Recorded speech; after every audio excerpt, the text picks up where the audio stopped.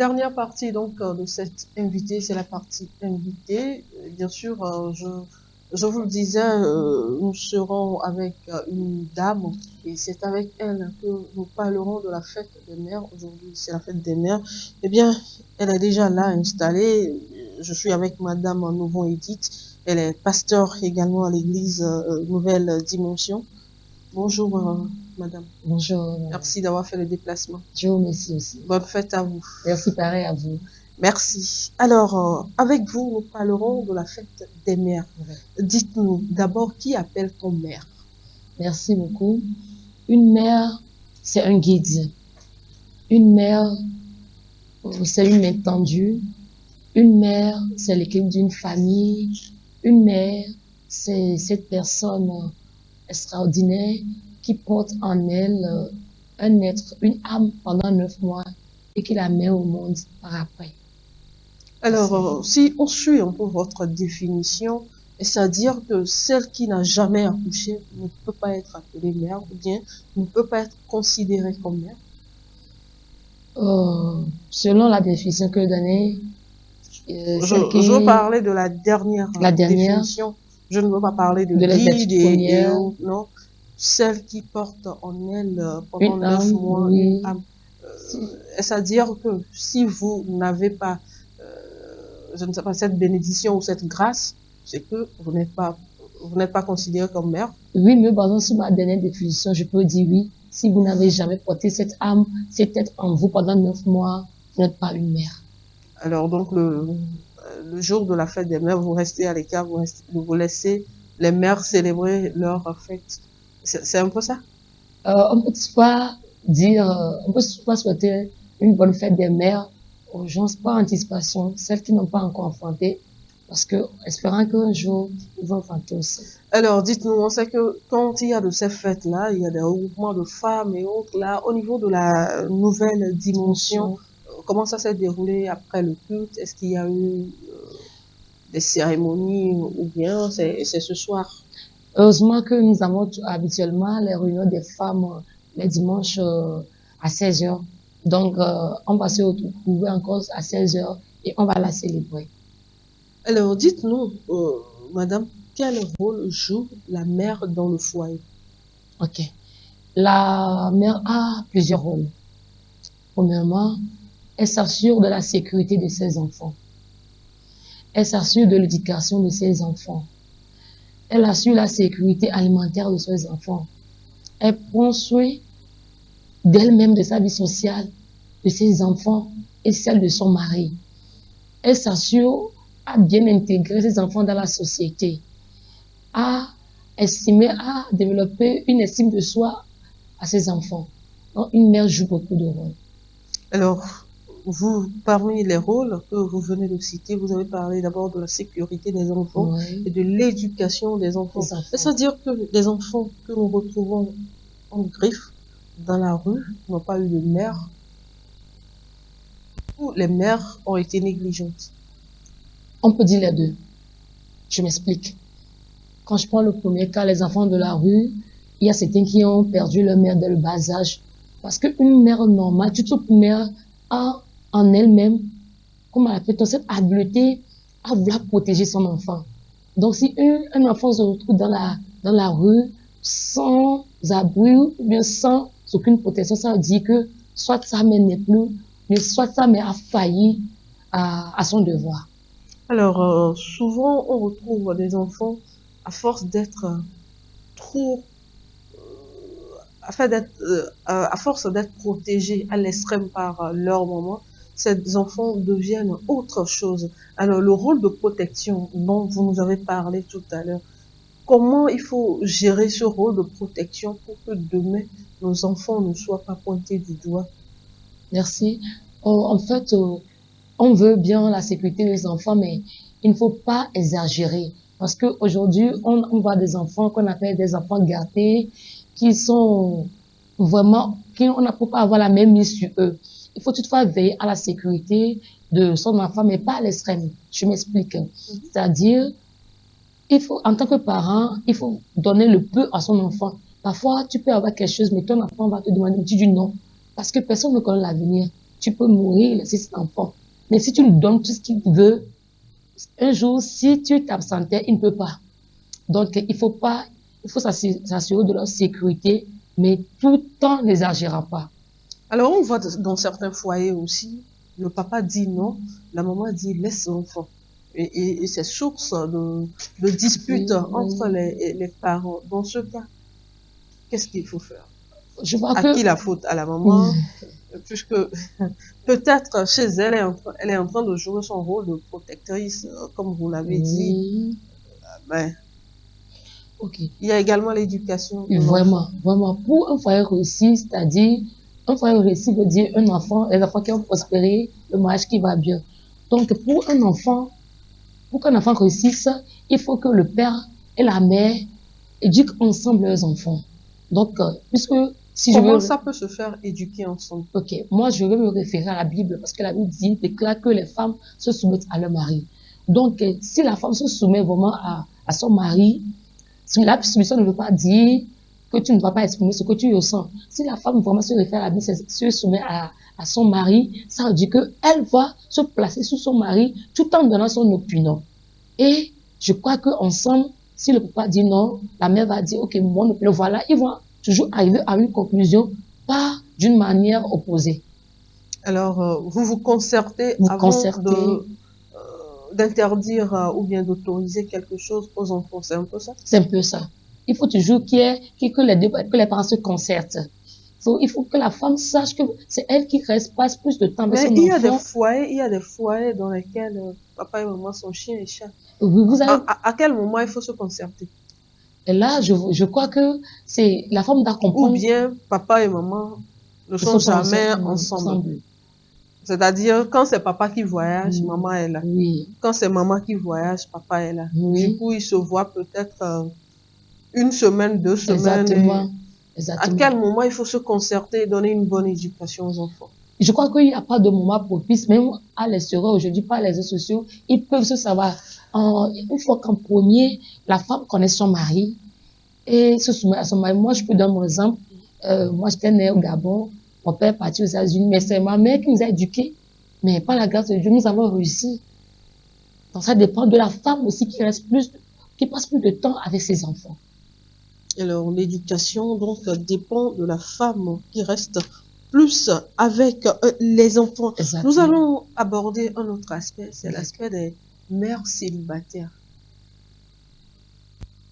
On me l'a souhaité, mais avec le temps, ça n'a pas marché. J'ai pu récupérer mes enfants. Comment une mère célibataire doit-elle se comporter avec ses enfants pour qu'il y ait d'abord l'harmonie dans la maison et qu'il y ait une bonne éducation? Parce que souvent, il y a je ne peux pas dire mauvaise langue, ou comment le dire, on dit, un garçon doit être éduqué par son père. Mais vous n'avez eu que des garçons, ça n'a pas marché, vous êtes retourné chez vous avec vos enfants. Ok, pour répondre à cette question, j'aimerais dire que cette femme doit reprendre le courage à deux mains. Parce qu'aujourd'hui, je vois des mères célibataires qui ont pu, c'est pas facile pour dire vrai, parce qu'il y a le côté père qui manque toujours. Mais avec la grâce de Dieu, avec une sérénité, je pense que ces mères, ces enfants arrivent à réussir grâce à leur mère. C'est-à-dire, la femme est consciente que ça n'a pas marché. Et maintenant, comment je vais faire pour que mes enfants réussissent? Elle doit oublier le passé en premier, prendre son courage à deux mains et essayer de jouer le rôle de père. Oublier le passé, comment? C'est-à-dire la relation avec le papa des enfants. Oui, parce que si elle veut s'attarder sur le passé, pleurant, elle ne peut pas avoir le courage, je me dis, de lever la tête et éduquer ses enfants. Parce qu'après tout, c'est déjà passé. Maintenant, tu as tes enfants, c'est toute une nation qui est avec toi. Il faut maintenant faire que cette nation puisse se développer très bien. Donc, elle va mettre toutes les énergies possibles pour élever ces enfants-là. Alors, une mère célibataire qui élève ses enfants et le papa au soir de sa vie vient se présenter. Je vous pose cette question en tant que pasteur, en tant que femme. Est-ce qu'elle doit permettre à ses enfants de s'occuper du père, excusez-moi, irresponsable, ou de se dire, de s'occuper de, Oui, du papa. de leur papa, Oui. entre griffes irresponsable, à cause de Dieu, ou bien de se souvenir des nuits blanches qu'elle a eu à passer pour que ses enfants deviennent, réussissent dans la vie. Mhm. Cette question, je ne vous la Oui, pose pas en tant que femme, mais oui, en tant que pasteur. merci. Pour répondre aux questions, je peux dire que cette mère va laisser les enfants gérer leur papa, veut s'occuper de leur papa. Parce que la Bible déclare qu'il faut pardonner. Si c'est maintenant, ça revient aux parents, à cet homme-là, qu'on peut dire un griffe irresponsable, d'avoir une conscience qui pèse. Si vraiment cet homme a une conscience, Excusez-moi, je vous disais qu'il est déjà au soir de sa vie. au soir de sa vie, Ça veut dire qu'il n'est plus tellement conscient, il traîne beaucoup de maladies et autres là. mais il peut quand même, dans quelques minutes de sa vie, savoir qu'il a mal fait ses enfants. Je vous dis une vérité par rapport, ça s'est passé pas plus tard qu'il y a deux semaines dans notre quartier là, Ah bon? oui, l'homme n'a rien fait et bon, ses enfants l'ont laissé, ils n'ont pas s'occupé de lui, mais quand tu vois combien ils l'ont enterré, mais eux, ils n'ont pas pardonné à leur père. Même moi, en tant que pasteur, j'aimerais dire, parce que je sais qu'il y a des gens dans ces cas qui nous voient actuellement, moi, j'aimerais les Non, encourager. non, vous avez évoqué une situation, il faut qu'on en Oui. parle clairement Ok. pour que les gens comprennent. C'est-à-dire, ils n'ont pas voulu pardonner à leur papa Ils l'ont pas jusqu'à pardonné à son dernier souffle. Mais quand le papa était mort, ça a été un festin. Festin, pourquoi? Ça Parce veut dire que que le il ne papa, s'est pas occupé de moi, il est décédé. Ou maintenant, bien, oui, je suis un cadre, mon papa est décédé, je dois l'enterrer. pas ça. Parce que ça, on ne peut pas dire dignement. Hein. Je parle du cas où le papa a délaissé les enfants et leur maman. Maintenant, quand le papa est mort, ses enfants ont réussi. Parce qu'un des enfants dans notre quartier, il a réussi, mais ils n'ont pas pris soin de leur papa jusqu'à ce qu'il ne meure. Mais après la mort, ils ont tué 2 bœufs, ils ont célébré. Ça dépend de la colère, ce qu'ils ont traversé. Et moi, je dis de pardonner. Donc, tu laisses la personne avec sa conscience. En tant que pasteur, même si tu as vécu avec une mère célibataire et qu'après, Dieu merci, ça va. Ça va. Il faut penser à papa. Il faut penser à papa. Alors, ce pardon-là, est-ce que vous pouvez décider vous seul de pardonner ou bien il faut se faire suivre?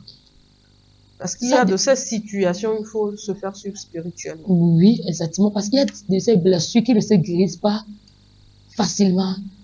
C'est pourquoi il y a des psychologues aussi. C'est comme ça, on se réfère aussi à l'église. Il faut accompagner les gens par la prière. La Bible déclare que c'est seul le Saint-Esprit qui déverse en nous l'amour de Dieu. Donc, il va falloir que le Saint-Esprit convainque cette personne à pardonner son père. Sans quoi, cette personne ne pourra jamais pardonner son père.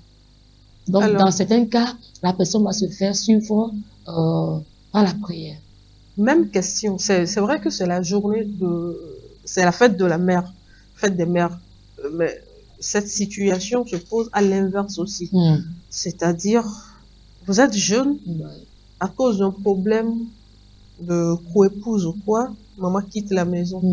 Vous ne verrez votre mère que lorsque vous aurez peut-être 28 ans ou 30 ans, quand vous serez prête ou prête à aller dans un foyer. Exactement. Ou prêt à fonder un foyer, que vous verrez votre mère. Qu'est-ce qu'il faut faire? C'est la mère. C'est la fête de la mère.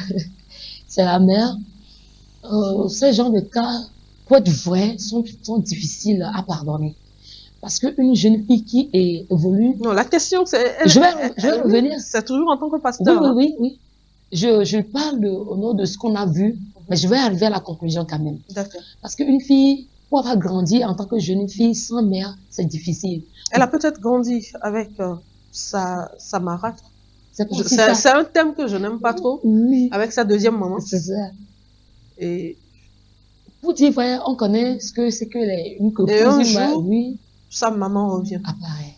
Elle doit pardonner sa maman. Peu importe qui là. Parce que si je prends l'exemple de Jésus, Jésus c'est un Dieu, il est venu pour en premier nous sauver. On n'a pas pu savoir ça. Même à la colère du Père, pardonne parce qu'ils savent pas ce qu'ils font. Donc en tant qu'être sur la terre, on doit pardonner. Pour avoir le cœur de Dieu là. Oui. C'est pourquoi c'est le Saint-Esprit déverse ça en nous. Même étant proche de la mort, tu demandes pardon pour quelqu'un qui te tue. Oui. Ce cœur-là, est-ce que nous l'avons? Oui. Nous pourrons l'avoir. On peut l'avoir parce que la Bible déclare que nous sommes des dieux sans le savoir. Et même la Bible déclare que c'est le Saint-Esprit pour pardonner. C'est difficile de pardonner. Sans l'aide du Saint-Esprit, on ne peut pas pardonner. Donc cette jeune fille doit coûte que coûte pardonner à sa mère. Parce qu'en premier, on ne sait pas pourquoi elle est partie. Deux, si elle est partie de son propre gré, quelles qu'en soient les circonstances, elle doit pardonner. Parce que c'est pas facile de donner naissance à une vie. Si ça même pourrait perdre la vie en allant lui donner la naissance. Donc si on sait que donner la vie n'est pas facile, peu importe ce qu'il y a, elle doit pardonner à sa mère. Alors, pasteur, nous arrivons pratiquement à la fin de notre entretien. Dernière question qui n'a rien à voir avec la fête des mères. J'ai eu à poser cette question à plusieurs hommes de Dieu. Aujourd'hui, Dieu merci, j'ai une femme pasteur avec moi. On assiste aujourd'hui à un phénomène. Les veilles de prière. Je ne suis pas contre les veilles de prière. Les veilles de prière, les conventions et autres. Là. Mais le constat qui est fait, c'est que beaucoup de femmes délaissent leur foyer pour l'église. C'est Dieu qui l'a dit, la Bible l'a dit. Merci pour cette question. La Bible l'a dit à qu'une partie de la Bible. La Bible a contredit que les femmes se soumettent à leur mari. Ça veut dire que les femmes doivent se placer sous leur mari. Le mari c'est la tête, la femme c'est le cou. Donc, si une femme délaisse son mari pour aller à la veille de prière, je crois que ce n'est pas une bonne chose. Cette femme a péché. Donc, avant que tu n'ailles... Péché comment? Peut-être oui. Mon mari, lui, il connaît le chemin de l'église que les dimanches.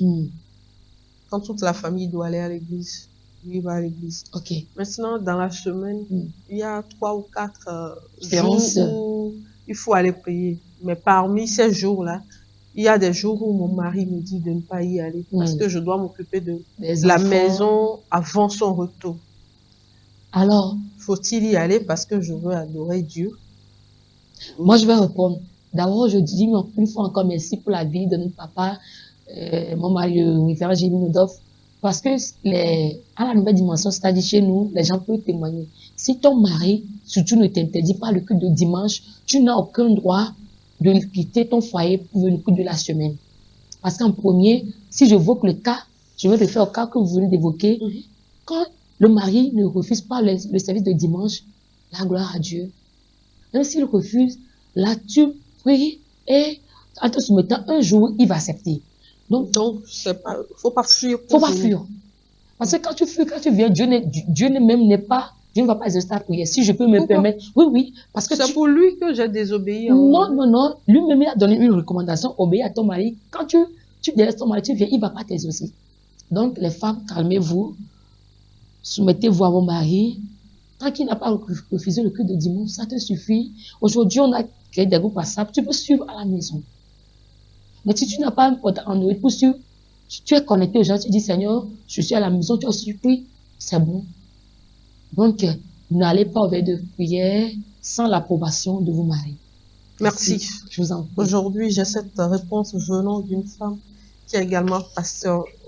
Aujourd'hui, je suis rassurée. Merci. Donc, demain, je peux répondre à cette question également. Merci à vous. Merci à vous, Madame Novon Edith. Bien de choses à toutes les femmes de l'Église Nouvelle Dimension. Merci à vous. Bien de choses également au pasteur. Merci. Alors, chers téléspectateurs, ce sera la fin de cette émission. Merci à vous tous de nous avoir suivis. Je vous donne rendez-vous dimanche prochain à partir de 13h.